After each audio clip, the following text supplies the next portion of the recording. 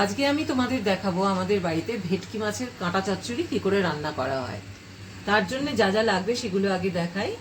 এই ভেটকি মাছের কিছু কাঁটা, এর সঙ্গে তেলটাও আছে।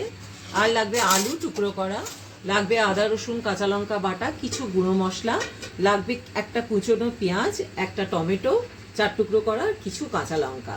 এরপর আলু আর মাছের কাঁটাগুলো ভেজে আমি পরের প্রসেসটা তোমাদের দেখাবো। মাছের তেল আর কাঁটাগুলো ওই কড়াইতে 1.5 কলা তেল ছিল, তাতেই ভাজা হয়ে গেছে। আর আর তেল লাগবেও না, কারণ মাছের তেল বেরিয়েছে দেখছো নিশ্চয়ই। আর আলুগুলোও ভাজা হয়ে গেছে। এবার আমি এই বাকি তেলটাতে ফোড়ন দেব মৌরি, শুকনো লঙ্কা আর তেজপাতা। একটুখানি নাড়ানোর পরই আমি এর মধ্যে দিয়ে দেবো সামান্য হিং আর ওই কুচিয়ে রাখা পেঁয়াজ আর টমেটোটা। তেলের মধ্যে পেঁয়াজ টমেটোটা মিশিয়ে অল্প নুন দিয়ে আর একটা কাঁচা লঙ্কাও ফাটিয়ে দিয়েছিলাম সাথে।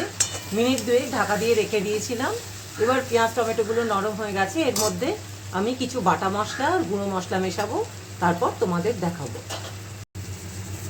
পেঁয়াজ আর টমেটোটার মধ্যে মিশিয়ে দিয়েছি এই সিকি চামচ মতো কাঁচা লঙ্কা বাটা, 1/2 চামচ আদা বাটা, 1/2 চামচের কম একটু রসুন বাটা, আমার মশলার চামচের 1 চামচ জিরে গুঁড়ো, 1/2 চামচের একটু বেশি লঙ্কা গুঁড়ো, আমার গোলমরিচ গুঁড়ো অল্প, একদম ছোট চামচের 1 চামচ, আর মানে ছোট চামচ মানে আমার গোলমরিচ গুঁড়োই যে ছোট্ট চামচটা থাকে তার 1 চামচ, আর দিয়েছি 1/2 চামচ হলুদ। এবার এটাকে মোটামুটি নেড়ে মিশিয়ে নিয়ে সামান্য জল দিয়ে আবার ঢেকে রেখে দেবো 2-3 মিনিট, তারপর তোমাদের দেখাবো। পরিমাণ মতো জল দিয়ে ভাজা আলুটা দেওয়ার পর আমি গ্যাসটাকে বাড়িয়েই রেখেছিলাম 2-3 মিনিট ঢাকা দিয়ে।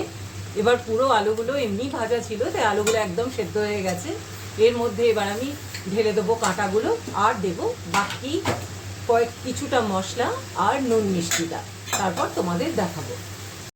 পরিমাণ মতো নুন, 1/2 চামচ চিনি, আমার মশলার চামচের 1/2 চামচ মতো গরম মশলা গুঁড়ো আর 1/2 চামচ মতো গাওয়া ঘি মিশিয়েছি আমি এই রান্নাটায়।